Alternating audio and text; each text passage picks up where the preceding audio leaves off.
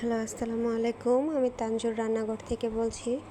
আমি আমার চায়ের রেসিপি শেয়ার করছি আপনাদের সাথে। আমি প্রথমে চুলায় পানি বসিয়েছিলাম। পানিটা কুসুম গরম হওয়ার পর আমি অল্প গরম পানিতে আমি দুধ মিশিয়ে নিলাম। দুধের পরিমাণটা একটু বেশি দিতে হবে, কারণ চায়ের মধ্যে দুধটা একটু বেশি দিলে চাটা অনেক বেশি মজা হয়। তারপর দুধটা আমি ভালো করে চামচ দিয়ে মিশিয়ে নিলাম। তারপর আমি চিনি দিয়ে দিলাম পরিমাণ মতো।